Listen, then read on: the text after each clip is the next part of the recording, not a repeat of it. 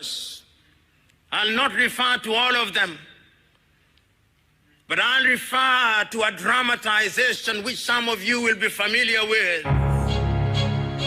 The African-American Alex Haley produced a film called Roots. And in Roots, he dramatizes the life of a young man uprooted from Jufure village in what is now known as the Gambia.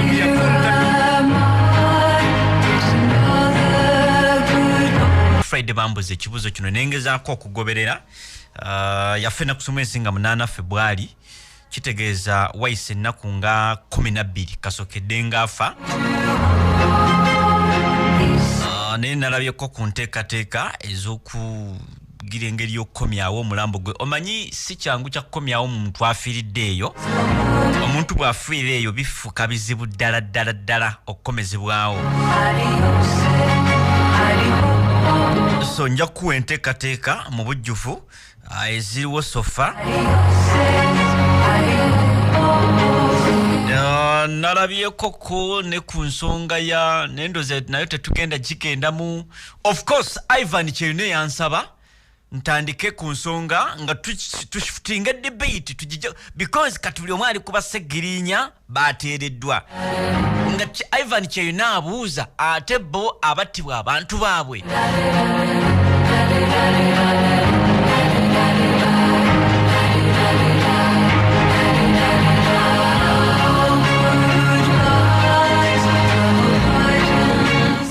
Kati tugenda tandika kuba ango B basebo ne banyabo tugenda tandika kuba ango B kunga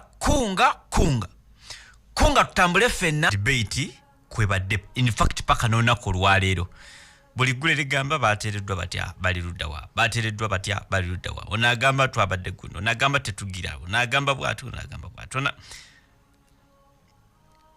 n'omwegezi lather amyuka omwogezi wa Nationality Platform gwenjagala okutyaza Saturday jja God willing ye yagenda ku mukutu gwo gwa Facebook n'ateekayo in such times many will prefer the chocolate nti in such times mu biseera bwe biti byatayogerako ba biseera kina yayega mu biseera bwe biti many will prefer the chocolate.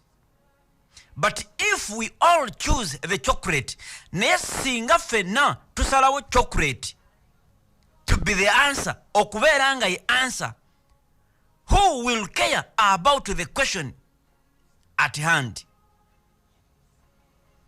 Ani anafaayo kwebyo ebibuuzo ebiriwo n'agamba as nope we don't negotiate. Nga Nationality Platform we don't negotiate. Oyo yamyuka omwogezi wa Nationality Platform okujjako nga anavayo n'abyegaana ngamba nga mukyaziza ku Saturday ejja watabeewo kikyuse.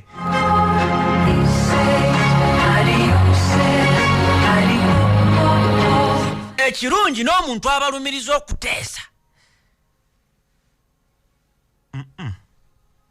ango bili mukulu gwangu kyamumanyi mukyala wa Alan anti ulira mukyala wa Alan twamugambye nga bamaze okusala uli genda ononye sente era ne gasiri ku kamera Robert muganda wa segirinya atambulidde musango ogwo Robert gasiri ku radio eno njakuwuli ali yasasudde sente ezo tegere twabadde kuteesa gwe tewalibaddemu temukanenebyo mutabye butwabaddemu wabaddemu yakotiyo njakuwulya ndi miliyoni 4 zebasasudde gundi yeyaziweereza tetwogerera ku street tosobola okukkiriza wano mu abantu abatuwuliriza ndi segirinya ne Alan bavuddeyo nga President Museveni tamanyi musobola okikkiriza ekyo mukulu gwagatuwulira essole yonna bwe baali baagala okubata mu nkola eya kooti entuufu President Museveni yeyakayana abalamuzi bonna ne batya fayiro tebaagala gikwatako ekirigeza nti okuddeyo gikwatako atekwa gwa President Museveni nga yagenda abo bafulume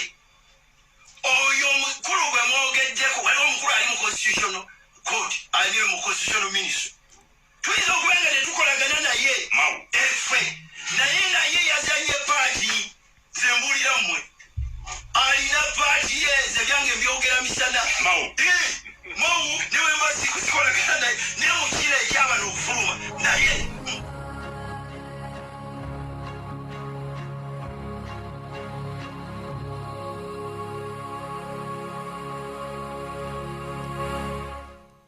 mpuliriza abedi wani katandise okujjayo kati buli kimo nga bwe yakwata Namboze namugamba togenda nga kugwe tofunanga konsonga ekusembeza wa gundi mweni aremgwe tebakutwala ngo yagalo genda tebakutwala mu office ya speaker basebo ne banyabo just buno nkomyawo katono nnyo because twine ensonga enene gye twagala okugendako bino sagala bubezo byerabire njagala obeere nga nabyo obimanyi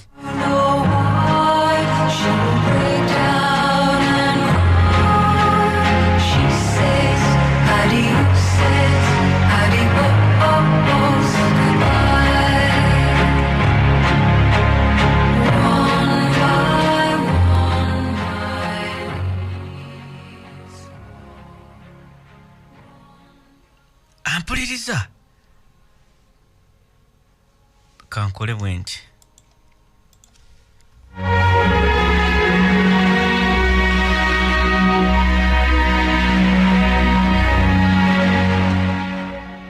lwaki nkoze bwentyo goberera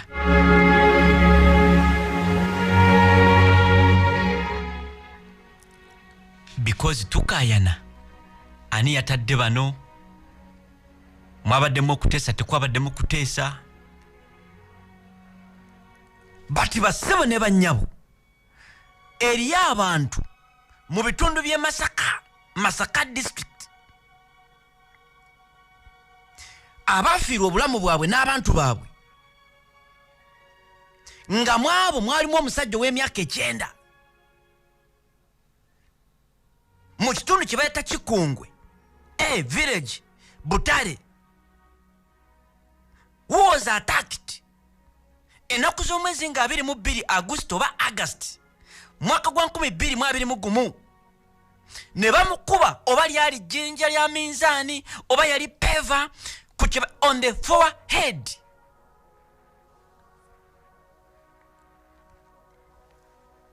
nafiirawo ombulaga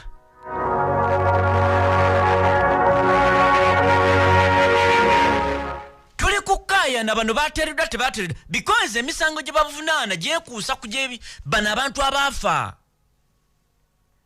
tuli kwogera bateeseza tetuteesa njabireeta abantu bali mu kwerumiriza naye ennaku z'omwezi nga 23 Agusto ewanu Mugerwa Francis aka Kizanswa myaka 58 male adult of Setala village Senya ward Kabonero Masaka rather Kabonero division in Masaka city was attacked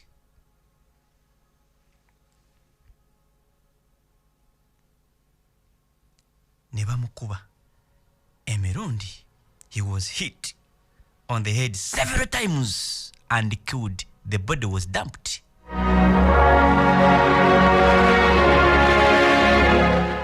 Mukube ligende uwe.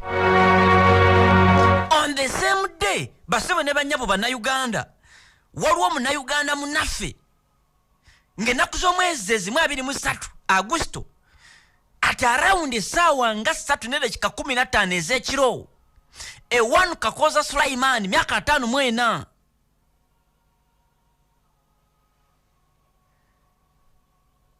basebe ne banyabo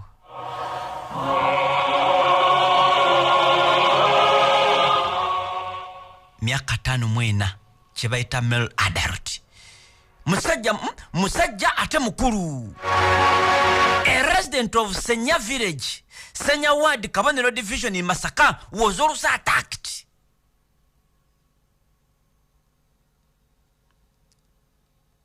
Era naye ne bamukuba nafa kati mugenzi ne wayita ennaku 2 omwezi gwe gumu Agusto omwaka gwa 2021 kitegeeza ennaku 2 ennaku z'omwezi 25 at around essaawa 2:2 ez'ekiro ewa Nampijja Muhangaza myaka 75 a female adult of Kasasiri village Bisanje Kabonero division in Masaka was also attacked while preparing supper. Namukaddo w'emyaka 75 asinga ne mange ng'ateekateeka kyeggulo ku ssaawa 2 n'eddakiika nga 2 yakolebwako obulumbaganyi bassebo ne bannyabo.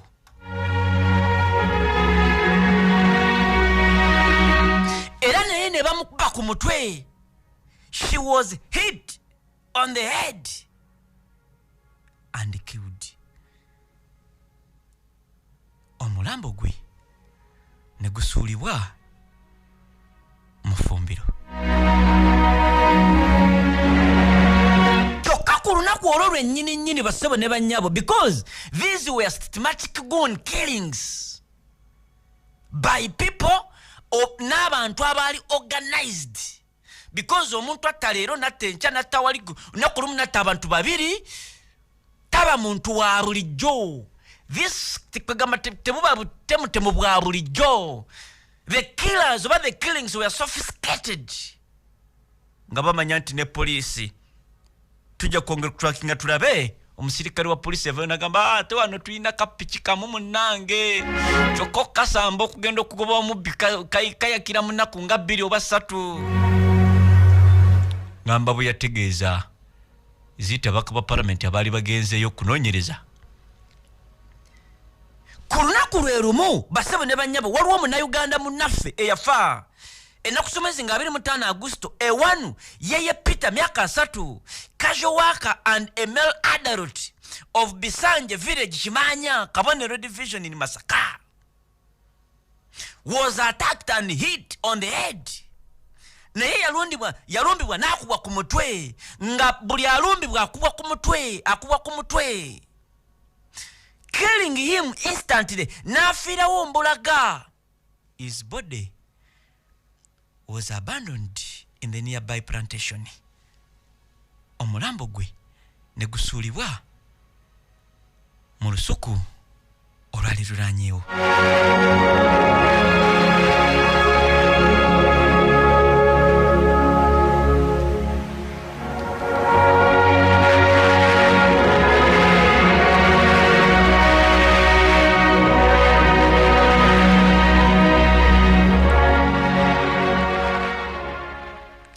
Bateereddwa president yabatadde gundi yabatadde,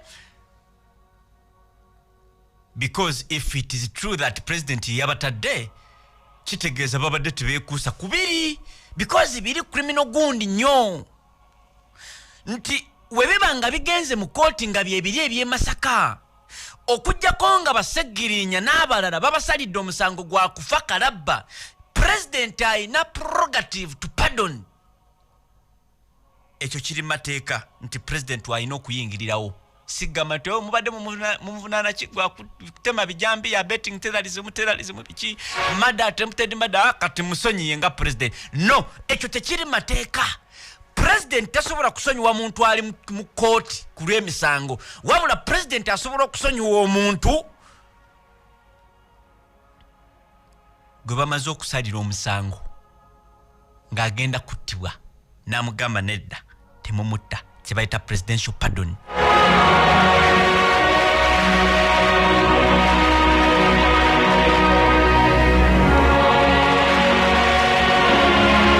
Singa wabaawo obujulizi obukakasa nti mwami Museveni yeyalagidde bateebwe, kitegeeza abantu bano baakwatibwa ku nsonga ndala nnyo. Twogera ani abatadde tujaguza bateereddwa ennaku somwezi nga 26 Agusto. Tulina muganda munnaffe the one Mulindwa Madi myaka 45 was also attacked ku ssaawa nga 3 n'ekitundu ez'ekiro while checking on his home at Kiseka village kiteredde ward Kabonero division in Masaka.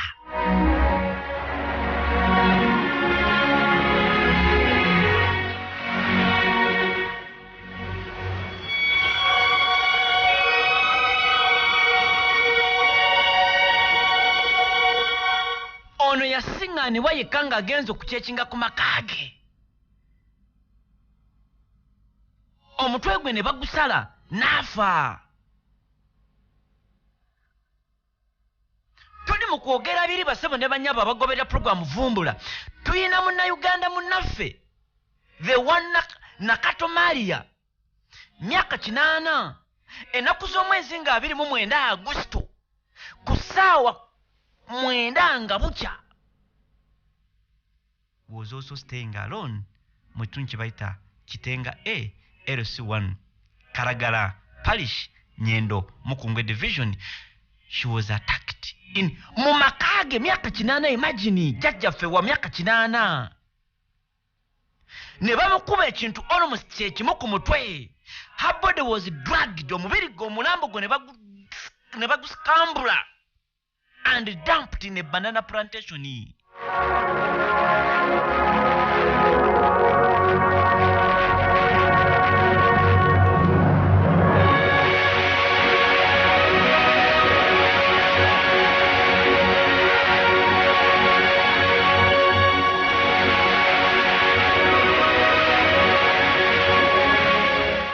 Basebo ne bannyabo twogera ani ateereddwa ani akoze atya mu kuteebwa kino kyabadde kiti kyabatwadde tukimanyi twabadde tukoze ki mawagamba nabasisinkanye bonna bakkiriza nti mawa okusinkana kwaba n'oba okuyambako okuteebwa oba okuteesa tuba tulina okuddayo okusaba gavumenti n'ebitongole bikola okunoonyereza DPP poliisi n'ebitongole byonna baani abatta abantu b'e Masaka era balina okuestablishinga kye bayita motive y'abantu bano. What was behind the killings? Kiki bantu ki bano basebo ne bannyabo abaali organized ne batandika okutta abantu omu ku omu ng'olumu batana babiri n'enkerane baali baagala kukwakivinga ki abantu bano. What was onoonya purpose mission n'oba objective ya nti ku kitundu abantu batandise okutta bannaabwe bafune ki? Ogende ewa Namukadde si nsonga za ttaka nti otte Namukadde otwale ettaka lye nti oba kale wabaddewo okukugula n'abantu bano ku ttaka era nga kiteeberezebwa bazzukulu bayinza okuba abatalina kye bakola baagala twala ttaka lya Namukadde. Therefore kyandibanga okuttibwa kwa Namukadde bakakumbi kyabadde ku ttaka lye, bino tebyabadde ku ttaka. Tewaliwo wonna mawulire we tulaba nti Namukadde ono we bamulumba ekiro yali yakamala okutunda kasooli we kiteeberezebwa n'afuna obukadde bwe buna oba oli awo abatemu bano bwe baali bakimye ne bamukuba ne bamutta ne babutwala. Nedda.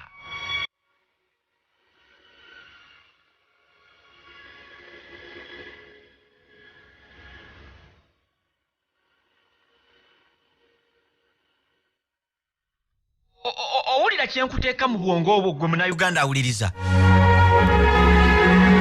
Because omuntu okuva eno n'agenda natta omuntu, natta owokubiri, natta owokusatu, natta owokuna, natta owokutaano, walina okubaawo ekiri emabega. Lwaki?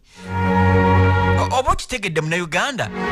Because ebittisa abantu ebiseera ebimu tubimanya. Poliisi egamba bugambe nti okusinziira at least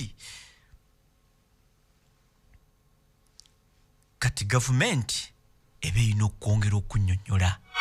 Namukadde w'emyaka 8 gwe baasanga ng'ali mu kufumba kyeggulo mukazi wattu tebaatwala sikuriini ye, tebyali ku ttaka nti ettaka lye bambi wabaddewo ababikayanira.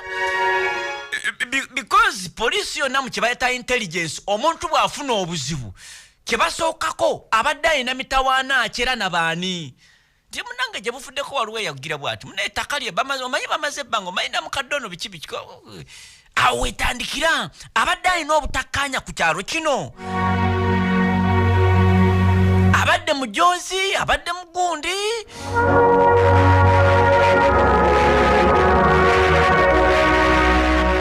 Kati poliisi egenda okulaba nti emabega kaawo Namukadde ono omanyi yali muzzukulu yamusindikirayo obukadde 10. Kyandibanga abantu baategeera nti abuyina. Bino byonna and we are connecting the dots.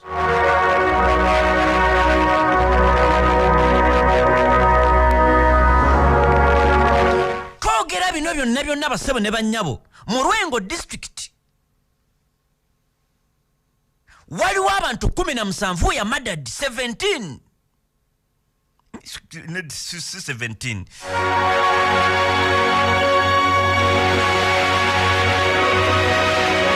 Yes, in Rwengo district, because byali Rwengo Basakeyo, 9 suspects abantu abateberezebwa mwenda nga bali highly linked ku kyebayita murders of 17 victims have been arrested so far. Akukalala nkatadde mu buteesi.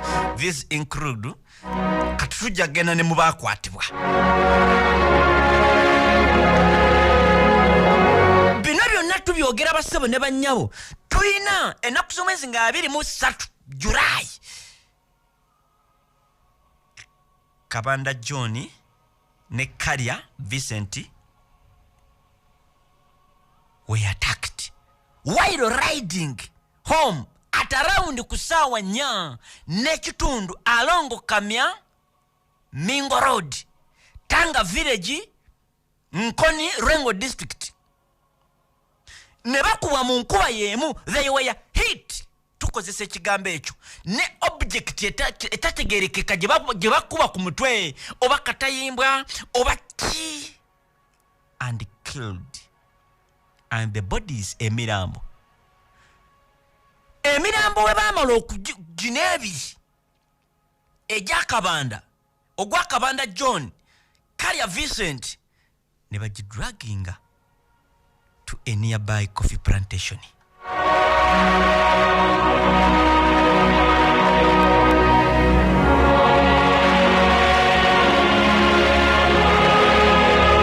Twogera ku bantu bannayuganda 29 be tulina okutegeera kiki ekyabassa.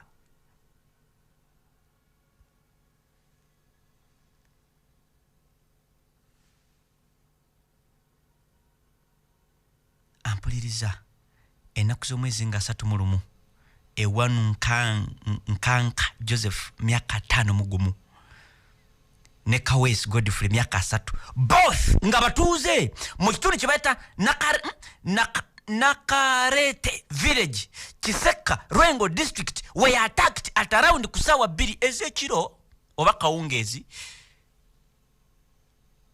Nabo ne bakuba ne babaleka nga tebakyategeera. They were rushed ne babaddusa Masaka Referral Hospital. Finally ne bafa. Bassebo ne bannyabo.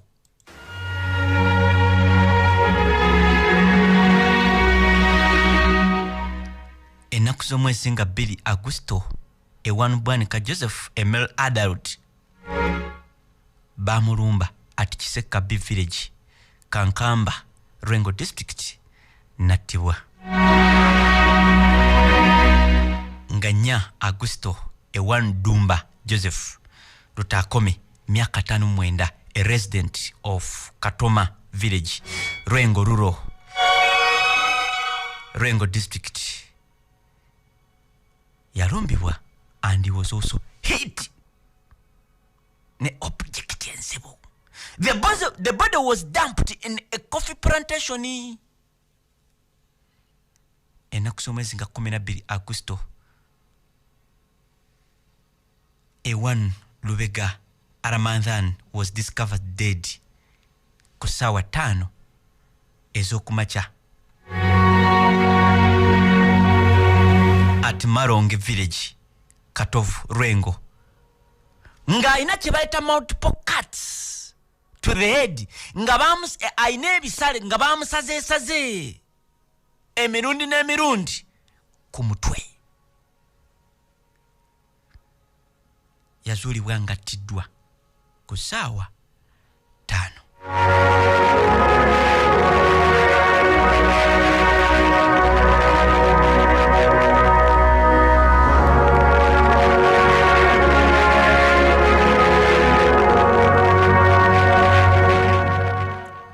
Ennaku z'omwezi nga 27 Agusto 2021 ewanu Nantare Joyce, a 70-year-old female omukyalo w'emyaka 7 was attacked at Buswa Village, Kasana Parish, Kingo Sub-County, Rwengo District. Ne bamulumbagana ne muzzukulu we ow'emyaka 6 Birungi Babula. The two victims bayisiba bubi ne babaddusa Masaka Referral Hospital ne bafa. Simanyi nagambiwe tunagira nga twegize bulungi nnyo tuba tulina n'okuddayo ku bitundu by'e Masaka basebo ne bannyabo naddala famire z'abantu bano tulabe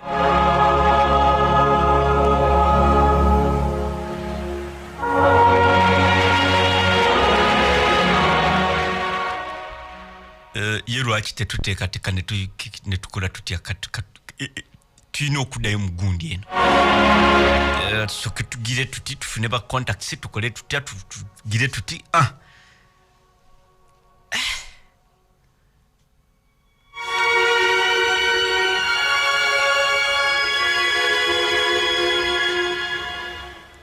byonna mbikujjukiza kubanga essira na buli kimu tukitadde kubamu ku bantu abali bateeberezebwa okubeera emabega w'okutema ebijambiya oba kale okusponsalinga murder, attempted murder n'ebintu ebirala byonna